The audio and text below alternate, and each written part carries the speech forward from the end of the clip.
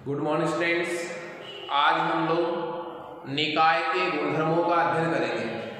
देखिए, पिछली क्लास में हमने इस चैप्टर को शुरू किया था। उसमें आपने पढ़ा था कि हम ऊष्मागतिकी का अध्ययन कर रहे हैं, जिसमें किसी पदार्थ में, किसी निकाय में, किसी तंत्र में, किसी सिस्टम में होने वाले विभिन्न ऊष्मा परिवर्तनों व ऊर्जा परिवर्तनों का अध्ययन किया जाता है। उसे ऊष्मागतिकी या थर्मोडायनेमिक्स कहा जाता है। ऊष्मागतिकी की कुछ टर्मिनोलॉजी हमने यूज की थी। ऊष्मागतिकी के जो नियम हैं वो स्थूल निकायों पर लागू होते हैं, सूक्ष्म निकायों पर अप्लाई नहीं होते। टर्मिनोलॉजी में हमने सबसे दो महत्वपूर्ण परिभाषाएं पढ़ी थी। इसमें एक पढ़ा था निकाय और दूसरा पढ़ा था परिवेश। निकाय, सिस्टम, तंत्र का मतलब ये था कि वह पदार्थ जिसे हमने ऊष्मागतिकी अध्ययन के लिए सेलेक्ट किया है, जिसमें होने वाले ऊष्मा परिवर्तन का अध्ययन करना चाह रहे हैं, वो पदार्थ हमारे लिए क्या कहलाएगा? बोलिए, निकाय कहलाएगा।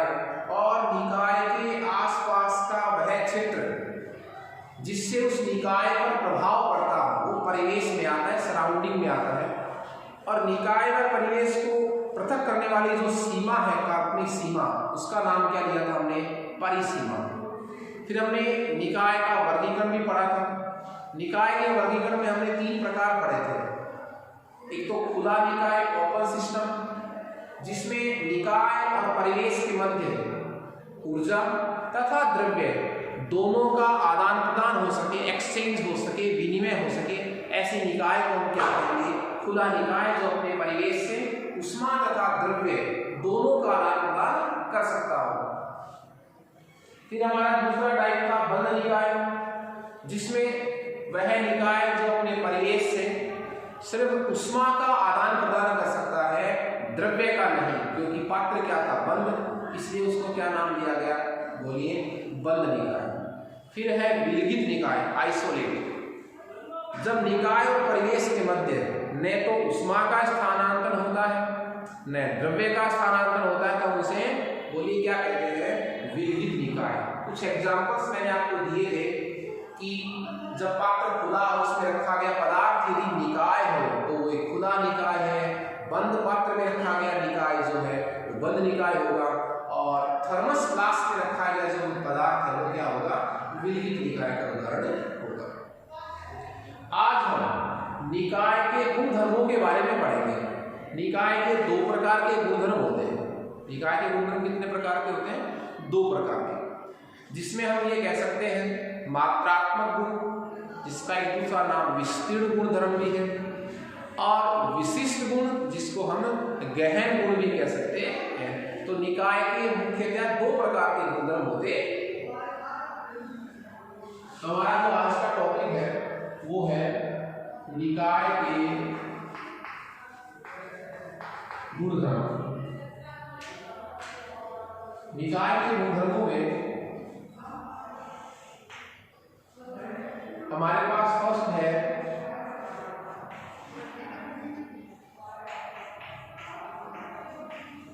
मात्रात्मक या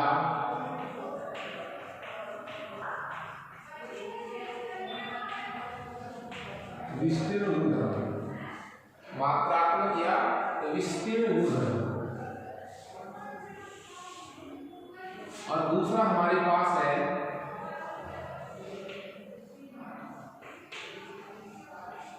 गहन या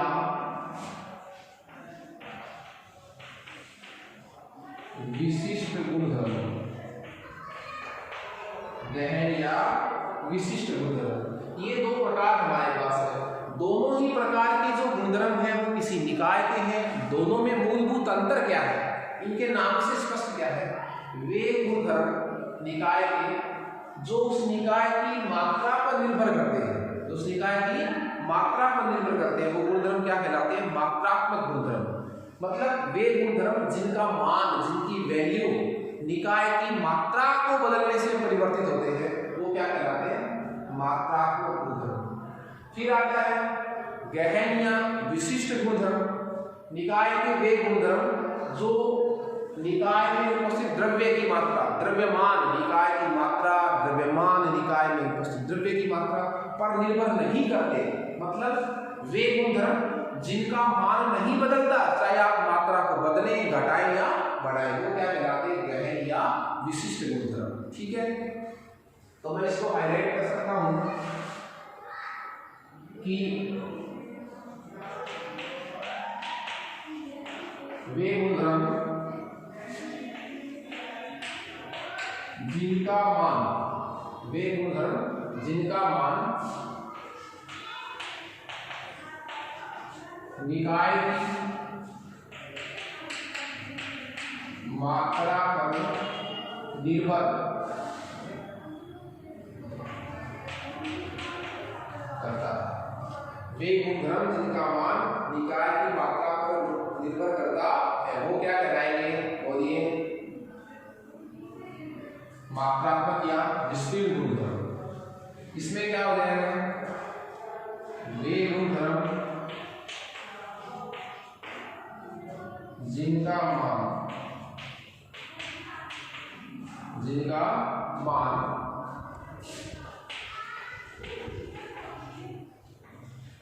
निकाय की मात्रा पर निर्भर नहीं करता, निकाय की मात्रा पर निर्भर नहीं करता है, वो क्या कहलाते हैं, विशिष्ट गुणधर्म। अब दोनों के एग्जाम्पल देखिए आप। मैं मात्रात्मक गुणधर्म का एग्जाम्पल लिखूं तो इसमें सबसे पहला जो एग्जाम्पल आएगा वो है द्रव्यमान। सबसे पहला गुणधर्म क्या आएगा, द्रव्यमान।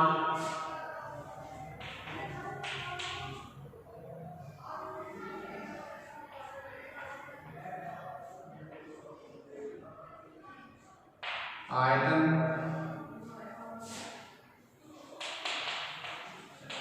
आंतरिक ऊर्जा, द्रव्यमान, आयतन, आंतरिक ऊर्जा,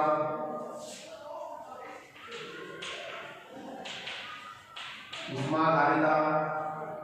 ऊष्माधारिता में ये क्या है, मात्रात्मक गुणधर्म है, एंथैल्पी,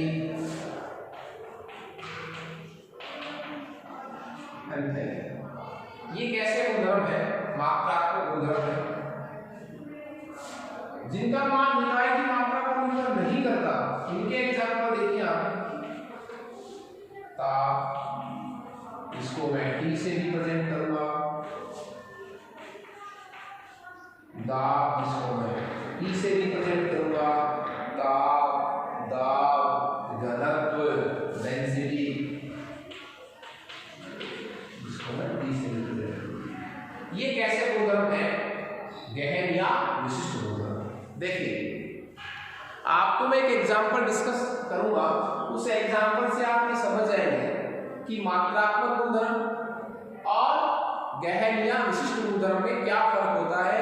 वो इस एग्जांपल के थ्रू आपको फटाक से पता चल जाएगा कि दोनों में क्या अंतर है, क्या कह रहे हैं, क्या मतलब होता है कि मान किस प्रकार परिवर्तित होते हैं, क्या चेंज होने से। तो देखिए, हम एक छोटा सा एग्जांपल लेंगे। एक आप लोगों को मुझे बताना था कि जिस प्रकार मैं आपको एक बोर्ड पर लिखता हूँ, डेफिनेशन है, एग्जांपल है, आप इसको फेयर कॉपी में भी लिख सकते हैं, रफ कॉपी में आप इसको एक जगह लिख सकते हैं। ठीक है, तो मैं एग्जांपल ले रहा हूँ ताप। इधर तो किसको लेकर चलूंगा मैं, ताप को, और इधर किसको लेकर चलूंगा मैं, आयतन को, V और T। क्लियर है। अब देखिए,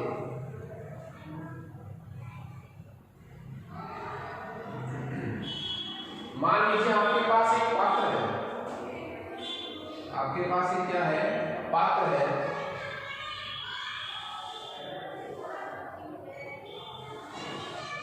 ये एक पात्र है और इस पात्र में किसी गैस को भरा गया है।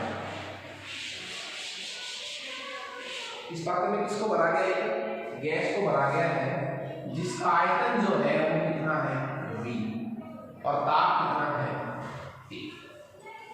इस पात्र में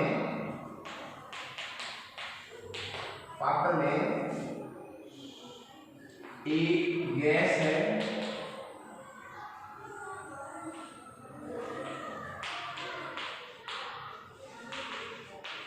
जिसका आयतन कितना है, V, जिसका आयतन V, और ताप कितना है T। T ताप पर किसी गैस के लिए आयतन को इस तरह भरा गया है। अब आप क्या करेंगे, यहां एक विभाजक लगा दीजिए। विभाजक कहां लगाया जाएगा, मध्य में, पात्र के मध्य में। पात्र के मध्य में जैसे आपने विभाजक लगाया,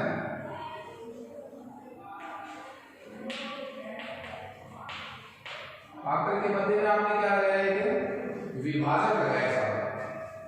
तो पात्र के मध्य में जैसे आपने विभाजक लगाया है, विभाजक लगाने से आप मुझे बताना, दो पोर्शन हो गए, एक और एक, दो। इस पोर्शन में जो गैस है क्या वो उतनी है जितनी इस पूरे पात्र में थी। मान लीजिए आपने V कितना दिया है, 1 लीटर। V कितना है, 1 लीटर, ठीक है। तो 1 लीटर गैस जो है, चलिए 1 लीटर मान लीजिए। तो बीच में विभाजक लगाने से इधर आधी गैस आ गई, उधर क्या आ गई, आधी गैस। मतलब V अब V नहीं रहा, V बाई क्या हो गया 2। इधर आधा आयतन इधर है और आधा आयतन उधर हो गया, क्या लगाने से, विभाजक लगाने से। लेकिन जो गैस इस भाग में है उसका ताप उतना ही है क्या जितना इस इधर वाले पोर्शन में गैस का है। बिल्कुल, ताप जितना इधर वाली गैस का है उतना ही क्या है उधर। ताप के टुकड़े नहीं हो सकते। इस आप बीच में आपने जब विभाजक लगा दिया तो मान लीजिए पहले 25 डिग्री सेंटीग्रेड टेम्परेचर था, तो 12.5 डिग्री जो इसका हो गया, 12.5 इसका हो गया। टेम्परेचर तो इधर वाले पोर्शन में भी 25 डिग्री रहेगा, इधर वाले पोर्शन में भी क्या रहेगा, 25 डिग्री। लेकिन आयतन क्या हो गया, आधा। तो इससे आप क्या समझ सकते हैं कि देखिए निकाय आयतन जो है, जो क्या है, आयतन, आयतन जिसको मैं क्या करूंगा, आयतन आधा हो गया, क्या करने से, विभाजक लगाने से। तो आयतन एक ऐसा गुणधर्म है निकाय का, निकाय का गुणधर्म कौन सा, आयतन एक ऐसा गुणधर्म है जिसका मान मात्रा पर निर्भर कर रहा है। क्यों, आधी करने से आपने जैसी मात्रा आधी की, आयतन आधा हो गया।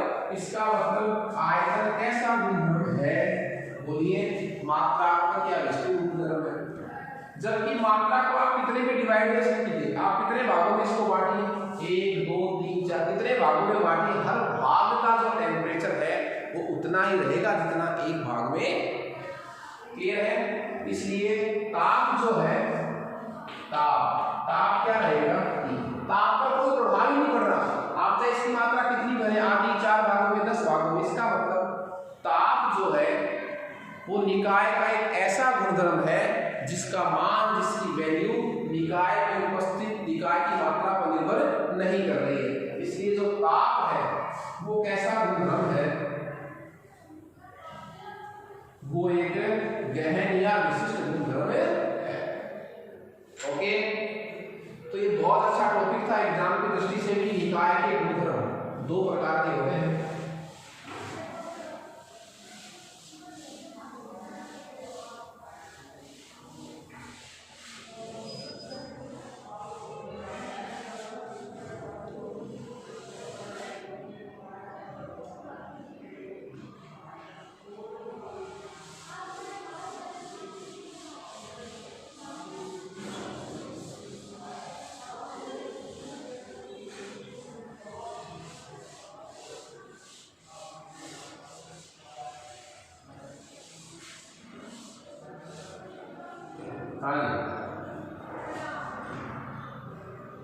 इसके बाद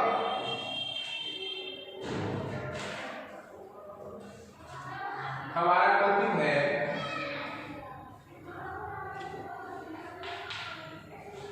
निकाय की अवस्था।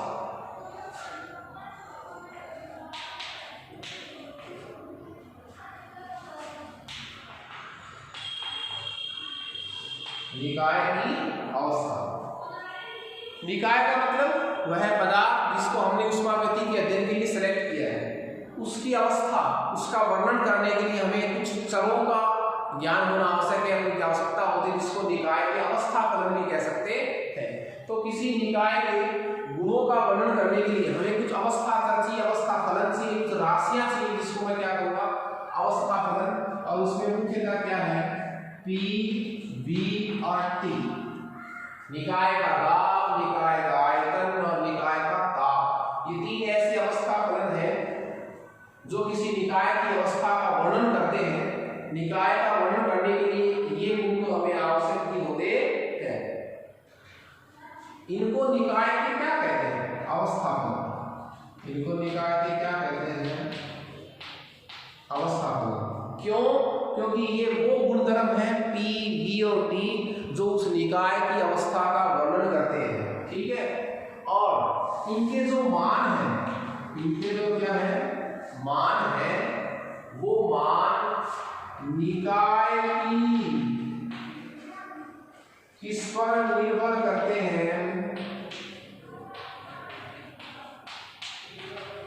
अवस्था पर निर्भर करते हैं। निकाय की अवस्था पर निर्भर करते हैं, न कि प्राप्त करने के तरीके पर। ठीक है, तो निकाय की अवस्था में कौन कौन से हो गए? दाब, आयतन और ताप। ये निकाय की अवस्था फलन है, निकाय की अवस्था का वर्णन करते हैं। इनका मान निकाय की अवस्था पर निर्भर करता है, न कि उनको प्राप्त करने के तरीके पर। ठीक है, हम एक अवस्था फलन लेकर चलेंगे, हम एक अवस्था फलन लेकर चलेंगे और उसमें हमारा प्रथम रहेगा ऊर्जा। निकाय की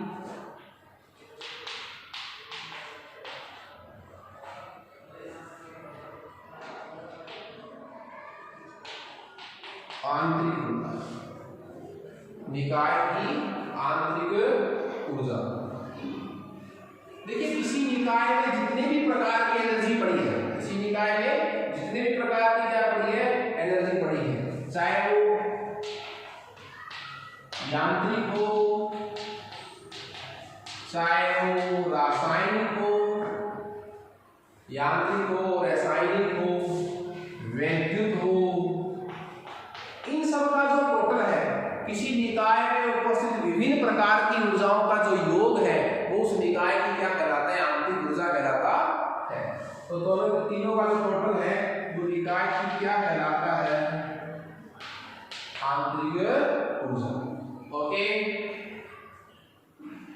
देखिए, आंतरिक ऊर्जा को मैं प्रतीक U से डिफाइन करूंगा।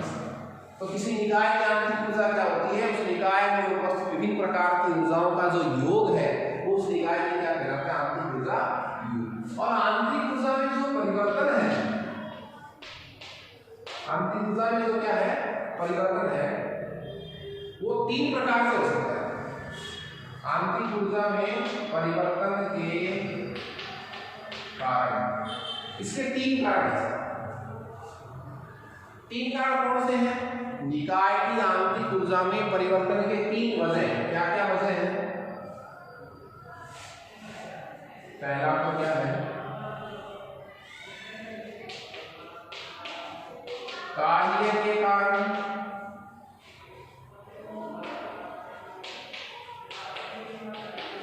ऊष्मा के कारण और द्रव्य के कारण। आप ध्यान से सुनिए पहले ये बात को। निकाय की आंतरिक ऊर्जा भी निकाय का एक अवस्था फलन है, विभिन्न प्रकार की ऊर्जाओं का योग है। ठीक है, आंतरिक ऊर्जा में परिवर्तन जो है वो निम्न कारणों से हो सकता है। मतलब आंतरिक ऊर्जा में परिवर्तन के लिए तीन बातें जिम्मेदार है। कौन सी बातें जिम्मेदार है? देखिए, फर्स्ट क्या है? कार्य के कारण निकाय की आंतरिक ऊर्जा में परिवर्तन हो सकता है, ऊष्मा के कारण निकाय की आंतरिक ऊर्जा में परिवर्तन हो सकता है, द्रव्य के कारण निकाय की आंतरिक ऊर्जा में परिवर्तन हो सकता है। और किस प्रकार हो सकता है उसको अपन वन बाय वन पढ़ेंगे। ओके, तो सबसे पहले हमारा रहेगा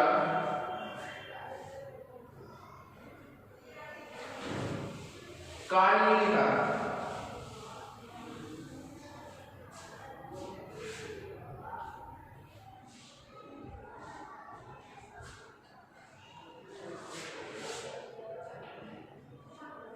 निकाय की आंतरिक ऊर्जा में परिवर्तन काहे के द्वारा किसके द्वारा, कार्य द्वारा। ठीक है, निकाय की यांत्रिक ऊर्जा में कार्य द्वारा कैसे परिवर्तन हो सकता है। देखिए हम इसको शॉर्ट शब्दों में डिस्कस करेंगे कि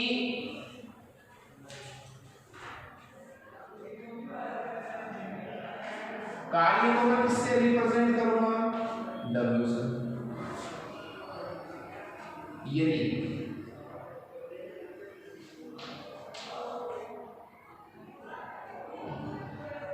निकाय पर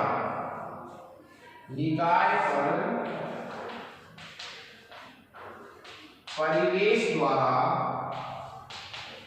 कार्य हो, निकाय पर किसके द्वारा कार्य हो, परिवेश द्वारा। निकाय पर परिवेश द्वारा कार्य हो तो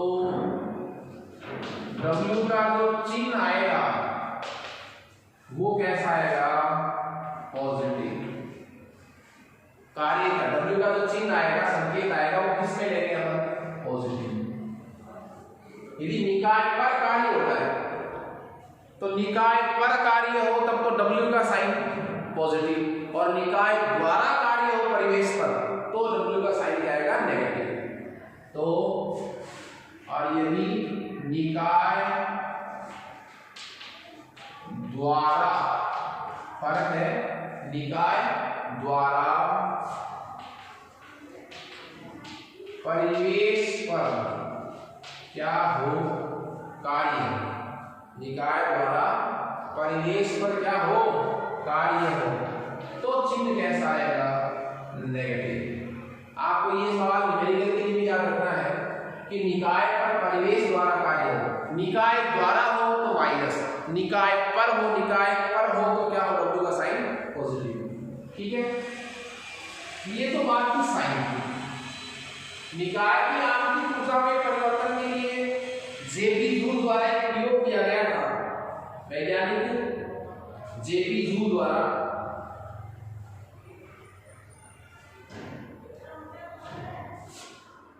जेपी जूल का जो प्रयोग था इस संबंध में वो क्या था, जिसको जेपी जूल का नियम भी कहा जाता है। अच्छा प्रश्न है।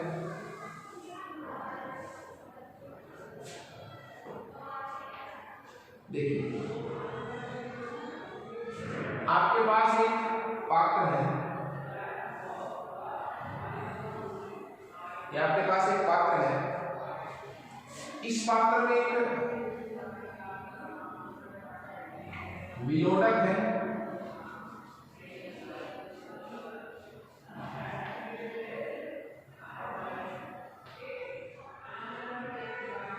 ये जल है, ये क्या है, जल है इसमें,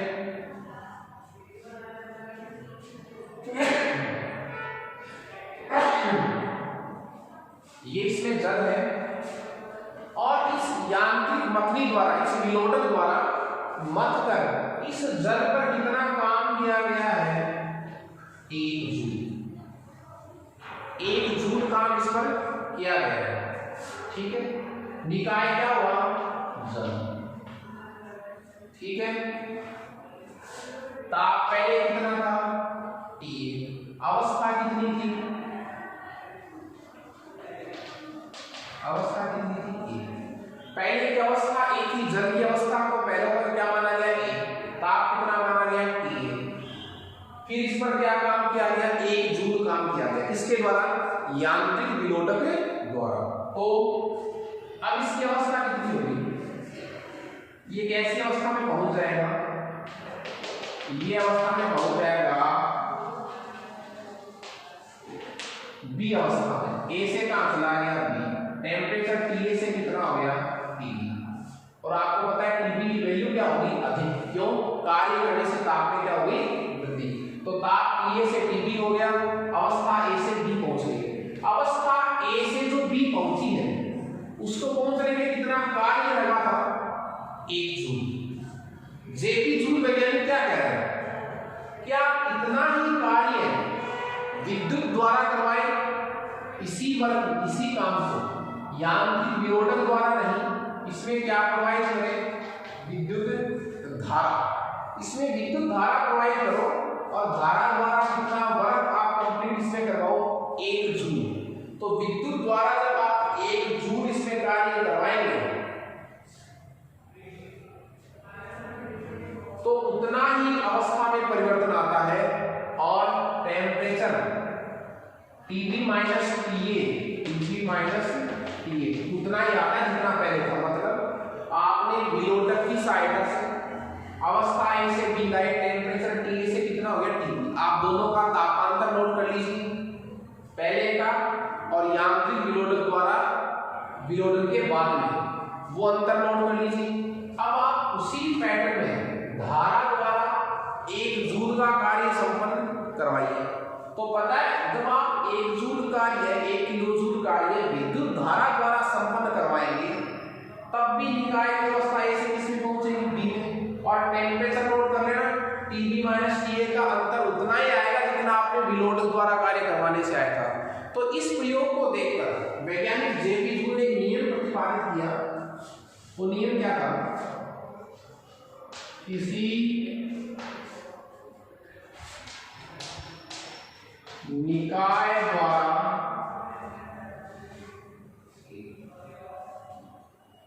किसी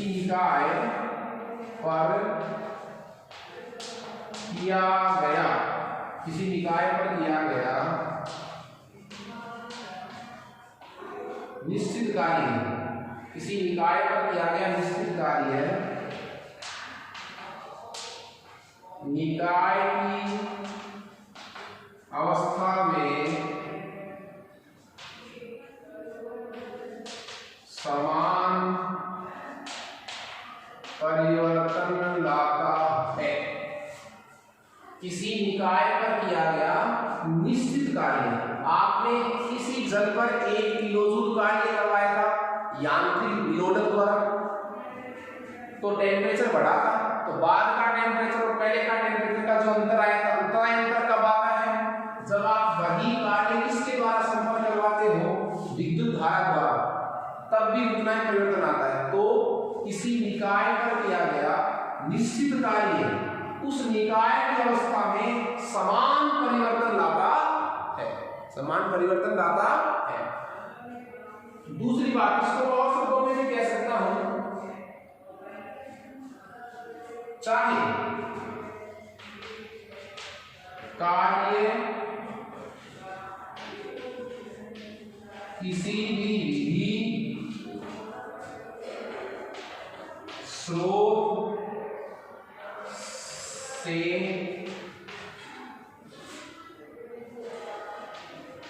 किया गया हो, चाहे कार्य किसी भी विधि या किससे स्रोत से किया गया हो। तो जेपी जूल का नियम क्या था? किसी निकाय पर किया गया निश्चित कार्य उस निकाय की अवस्था में समान परिवर्तन लाता है चाहे आप वो निश्चित कार्य किसी भी विधि किसी भी स्रोत से द्वारा करें। ओके, कल हम इसी निकाय की आंतरिक ऊर्जा में परिवर्तन को उष्मा द्वारा किस प्रकार परिवर्तन होता है इसको पढ़ेंगे। Okay, thank you students.